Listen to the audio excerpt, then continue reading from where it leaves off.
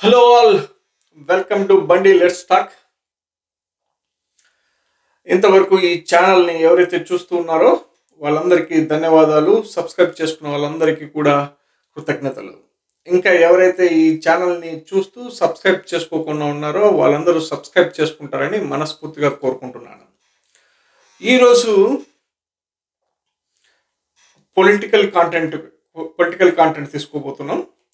కానీ ఈ political content వేరే రాష్ట్రానికి సంబంధించిన పొలిటికల్ కాంటెంట్. ఇది ఆంధ్రప్రదేశ్కి కానీ తెలంగాణకు కానీ సంబంధించిన పొలిటికల్ కాంటెంట్ కాదు. ఒక సినీ యాక్టర్ పొలిటికల్ కెరియర్ని స్టార్ట్ చేయబోతున్నాడు. ఆల్రెడీ తన పార్టీని, తన పార్టీ ఫ్లాగ్ని, తన పార్టీ సాంగ్ని అనౌన్స్ చేసినట్టున్నాడు రీసెంట్గా. నాకు ఇంతవరకు ఈ దేశంలో చాలామంది పార్టీలు పెడుతూ ఉంటారు, పోతూ ఉంటారు, కాలగర్భంలో కలిసిపోతూ ఉంటారు. నేను ఎవరి గురించి మాట్లాడాలని చెప్పేసి నాకేం పెద్ద అంత ఆతృత ఏమీ లేదు. కానీ ఈ సినిమా యాక్టరు సంథింగ్ డిఫరెంట్. తన భావజాలం కానీ, తన వే ఆఫ్ వాకింగ్ కానీ, తను నడిచే నడక కానీ, తను మాట్లాడే మాటలు కానీ జనాలని ఉర్రూతలు ఊగిస్తాయి. తనకున్న పొలిటికల్ అవేర్నెస్ కానీ, సమాజం పైన అవేర్నెస్ కానీ, సమాజంలో మనుషులు రకరకాలుగా జీవిస్తూ ఉంటారు, వాళ్ళందరూ సమానంగా కలిసికట్టుగా ఉండాలని తన భావన కానీ నన్ను మోటివేట్ చేసినట్టు కనిపిస్తూ ఉంది. నేను దాదాపు 2020-21 ఆ సమయంలో చెన్నై సిటీలో వర్క్ చేసేటోడిని.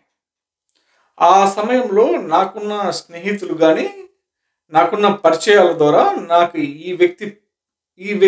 ఒక వ్యక్తి ఉన్నాడు సినిమా ఇండస్ట్రీలో అని చెప్పేసి నాకు తెలిసింది. ఎందుకంటే నేను సినిమాలు చూడడం కానీ, సినిమా మేనియా కానీ నాకు అసలు ఉండదు. ఎందుకంటే నాకు సినిమా 3 గంటలు చూడడం అంటే చాలా చిరాకు. నాకు అంత పాజిబుల్ కూడా కాదు, నేను చూసే టైప్ కూడా కాదు సినిమాలని. నాకు 2020 ఆ ప్రాంతంలో తెలిసింది విజయ్ తమిళ యాక్టర్ విజయ్ అని ఒక యాక్టర్ ఉన్నాడు. తను తీసే సినిమాలు కానీ, తన స్పీచెస్ కానీ, తన సినిమా లాంచెస్లో తను ఇచ్చే స్పీచెస్ కానీ చాలా అద్భుతంగా ఉంటాయని చెప్పేసి నా స్నేహితుడు ఒక వ్యక్తి చెప్పాడు నాకు. ఆ తర్వాత నేను స్లోగా ఫాలో అవ్వడం జరిగింది. అంటే తను ఎలాగా స్పీచెస్ ఇస్తాడు, తన స్పీచెస్ ఇచ్చేటప్పుడు తన భావజాలం ఎట్లా ఉంటుంది స్పీచెస్లో, తన బాడీ లాంగ్వేజ్ ఎలాగ ఉంటుంది, తను ఎలాగా జనాల్ని హోల్డ్ చేయగలుగుతాడని నేను అబ్జర్వ్ చేస్తూ ఉంటాను. ఎందుకంటే నాకు ఏ సినిమా యాక్టర్ కానీ, ఏ పొలిటికల్ యాక్టర్ కానీ తను స్పీచెస్ ఇచ్చినప్పుడు జనాలని హోల్డ్ చేయగలుగుతున్నారంటే వాళ్ళని నేను అబ్జర్వ్ చేయడము నా మీన్స్ ప్రమేయంగా వస్తూ ఉంది. కానీ చూస్తూ ఉంటే విజయ్ని చూస్తే నాకు చాలా ఇది అనిపిస్తుంది. ఎందుకంటే తమిళ యాక్టర్ విజయ్ తను ఎప్పుడైతే తన మూవీ లాంచెస్లో తన స్పీచెస్ ఇస్తూ ఉంటాడో, ఆ స్పీచ్ ఇచ్చేటప్పుడు అక్కడ ఉన్న జనాలు ఎవరైతే ఉంటారో నాకు తెలిసినంత వరకు వాళ్ళు ఒక ట్రాన్స్లేట్ తీసుకెళ్తారు వాళ్ళని. తనకున్న ఓరేషన్ క్యాపబిలిటీ ద్వారా కానీ, తనను జనాలు హోల్డ్ చేయగలిగే క్యాపబిలిటీ కానీ, తను ఇచ్చే కాంటెంట్ కానీ జనాలు ఒక మ్యాడ్నెస్లోకి, ఒక ట్రాన్స్లేట్ తీసుకెళ్తారు. ఆ టైప్ ఆఫ్ క్యాపబిలిటీ ఉన్న పర్సన్.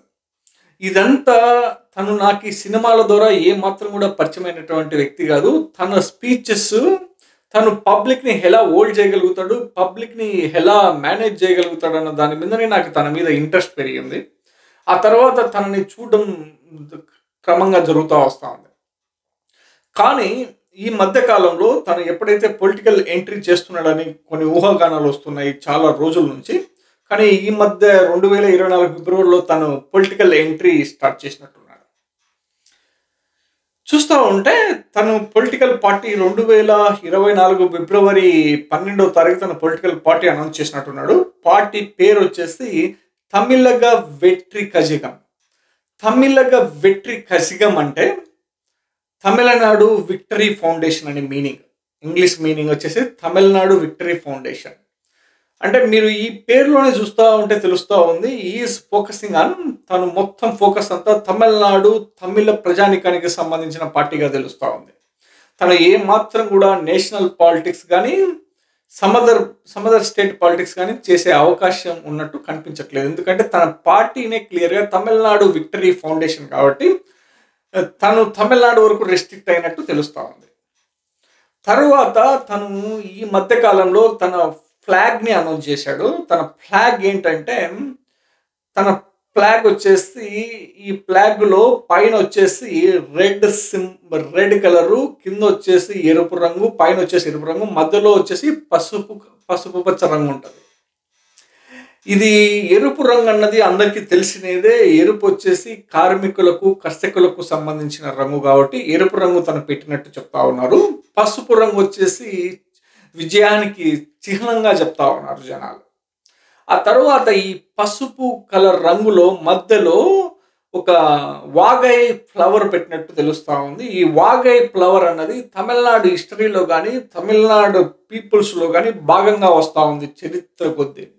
ఏండ్ల కొద్దీ ఇది భాగమై నడుస్తా ఉన్నట్టుంది. ఎందుకంటే ఈ వాగై అన్నది విజయానికి చిహ్నంగా, తరువాత మంచి సూచికకు శుభ సూచికంగా చెప్తా ఉన్నారు వాగై ఫ్లవర్ అన్నది.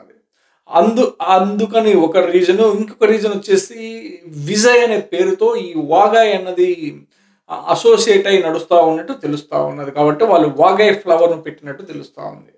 ఆ తర్వాత 2 ఏనుగులు ఉంటూ ఉన్నాయి. ఈ వాగై ఫ్లవర్‌కి అటుపక్క, ఇటుపక్క 2 ఏనుగులు ఉంటున్నాయి. ఇది ఏంటంటే పీపుల్స్ ఫోర్స్ అని చెప్పేసి, తన స్ట్రెంత్ అని చెప్పేసి చెప్తా ఉంది విజయ్ పార్టీకి సంబంధించిన పార్టీ వర్గాలు. ఇదంతా ఒక ఎత్తు అయితే, నేను ఈ వీడియో చేయడానికి రీజన్ ఏంటంటే, విజయ్ అనే వ్యక్తి ఈ టైంలోనే ఎందుకు పాలిటిక్స్‌లోకి వస్తున్నాడు? ఈ టైంలో పాలిటిక్స్‌లోకి వస్తే వాక్యూమ్ ఉందా లేదా తమిళనాడులో అన్న దాని గురించి నేను మాట్లాడదాం అనుకుంటున్నా. మీరు చూడండి, ఈ టైంలో ఇది కరెక్ట్ టైం యాక్చువల్‌గా. పొలిటికల్ ఎంట్రీ విజయ్‌కి ఇది కరెక్ట్ టైం అన్నది నా అభిప్రాయం. ఎందుకంటే ఇంతవరకు తమిళ హిస్టరీలో చాలా మంది సినిమా యాక్టర్లు పొలిటికల్ ఎంట్రీ తీసుకున్నా కానీ చాలా తక్కువ మంది సక్సెస్ అయినారన్నది నా అభిప్రాయం. ఒక కరుణానిధి గానీ, ఒక ఎంజీఆర్ గానీ, ఒక జయలలిత గానీ ఇలాంటోళ్ళు సక్సెస్ అయినారు. మిగతా వాళ్ళు చాలా మంది వచ్చినారు. చంద్రకాంత్ ఫెయిల్ అయ్యాడు. తర్వాత కమల్ హాసన్ వచ్చినాడు. అంతగా పర్ఫార్మెన్స్ ఏమి ఉండట్లేదు. కానీ ఈ విజయ్ అనే వ్యక్తి ఇది రైట్ టైంలో ఎంటర్ అవుతున్నాడు అన్నది నాకు తెలుస్తా ఉంది. ఎందుకంటే మీరు చూడండి, తను ఎప్పుడైతే 2024 ఫిబ్రవరి 12 పార్టీ అనౌన్స్ చేశాడో, ఆ రోజే ఒక ప్రెస్ నోట్లో తను క్లియర్ కట్గా చెప్పినాడు, నేను 2024 జనరల్ ఎలక్షన్స్లో పార్టిసిపేట్ చేయట్లేదు. అంటే తనకు చాలా క్లారిటీగా ఉంది. ఎందుకంటే డైరెక్ట్గా తను 2024 సెంట్రల్ జనరల్ ఎలక్షన్స్లో పార్టిసిపేట్ చేస్తే, ఎందుకంటే ఇది సెంట్రల్కి సంబంధించింది కాబట్టి తన పిక్చర్ కానీ, తన మేనియా కానీ వర్కౌట్ అయ్యే పరిస్థితులు చాలా తక్కువ ఉంటాయి కాబట్టి తను సైడ్ లైన్ అయిపోయేసి తప్పుకున్నట్టు తెలుస్తూ ఉన్నది.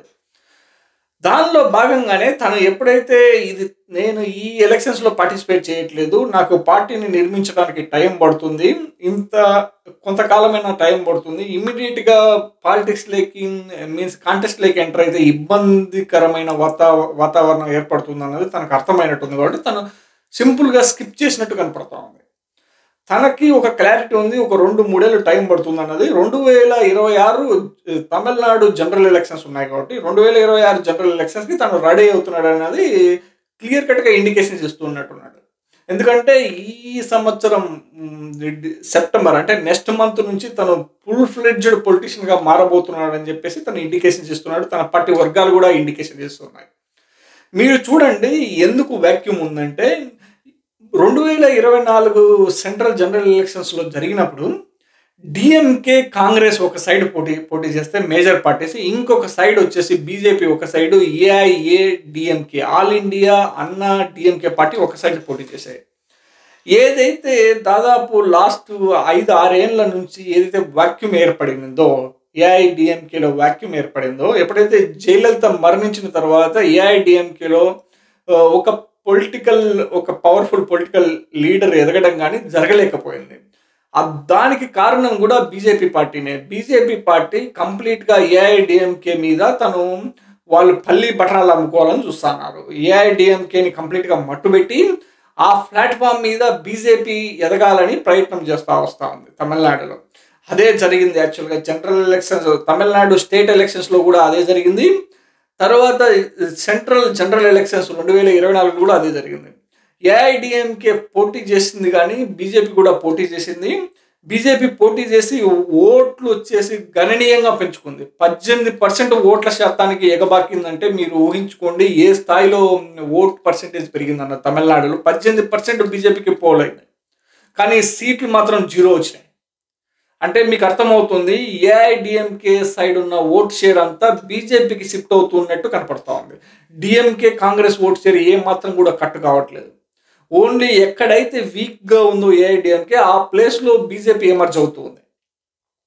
దీన్ని పసిగట్టినటువంటి విజయ్ ఐ థింక్ ఈ టైంలో తన పాలిటిక్స్లోకి ఎంటర్ అయితే అపోజిషన్ స్పేస్ క్లియర్గా ఉంది కాబట్టి జనాలు అంబిగ్యూటీలో ఉన్నారు కాబట్టి తను గన కొద్దిగా కాన్ఫిడెన్స్ ఇవ్వగలిగితే తనకు ఒక క్లారిటీ కన్నా ఉండగలిగితే పాలిటిక్స్లో లాంగ్ టర్మ్ తను ఉంటానని జనాలకు చెప్పగలిగితే తను సక్సెస్ అవ్వడానికి చాలా అవకాశాలు ఉన్నాయి రాజకీయాల్లో.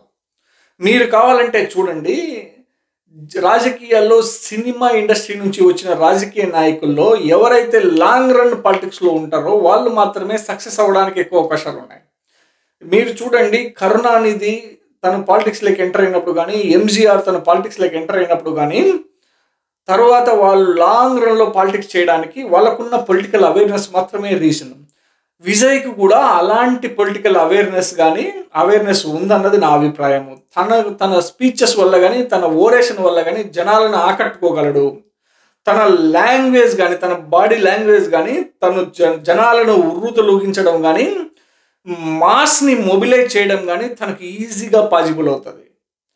దాంతోపాటే తనకు పొలిటికల్ నాలెడ్జ్ ఎక్కువ ఉందన్నది నా అభిప్రాయము రిమైనింగ్ పొలిటీషియన్స్తో కంపారిజన్ చేస్తే. ఎందుకంటే లాస్ట్ 5-6 years నుంచి నేను అబ్జర్వ్ చేస్తున్నాను, తనకి ఎప్పుడైతే అవకాశం వస్తుందో అవకాశం వచ్చినప్పుడల్లా తను గవర్నమెంట్ని క్వశ్చన్ చేయడం జరుగుతూ ఉన్నది. మీరు సిటిజన్షిప్ అమెండ్మెంట్ యాక్ట్ మీద కూడా తన ఒపీనియన్ని ప్రొవైడ్ చేయడం జరిగింది. మీరు ఇట్లా గన చూసుకుంటూ వచ్చారనుకో, తనకి ఎదగడానికి తనకి రిసోర్సెస్ కానీ, తనకు ఎదగడానికి తనకున్న నాలెడ్జ్ కానీ అద్భుతంగా పనిచేస్తుంది అన్నది నా అభిప్రాయం.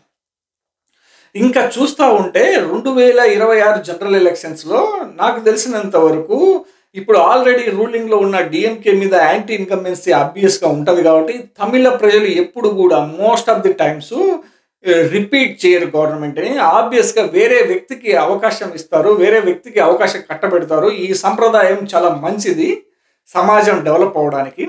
కాబట్టి నాకు తెలిసినంత వరకు జనాలు కన్నా డిఎంకేని పక్కన పెట్టదలుచుకున్నప్పుడు విజయ్కి అవకాశం ఇస్తారన్నది నా అభిప్రాయం. ఎందుకంటే విజయ్ అనే వ్యక్తి తను చాలా ట్రాన్స్పరెంట్గా ఉన్నాడు, చాలా నిజాయితీగా ఉన్నాడు. అట్ ద సేమ్ టైము తను రూల్ చేస్తాడు, జనాల్ని కన్విన్స్ చేయగలుగుతాడు అన్నది నా అభిప్రాయంగా తెలుస్తూ ఉన్నది నాకు.